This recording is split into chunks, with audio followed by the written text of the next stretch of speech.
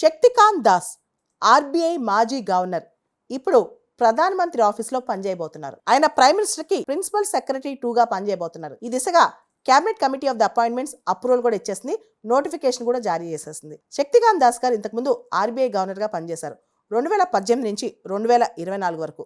మనకు తెలుసు ఈ టైంలో కోవిడ్-19 వచ్చింది, లాక్డౌన్ వచ్చింది. ఆ టైంలో భారతదేశం యొక్క ఆర్థిక వ్యవస్థని చాలా అద్భుతంగా ముందుకు తీసుకెళ్ళగలిగారు ఈయన అన్నమాట.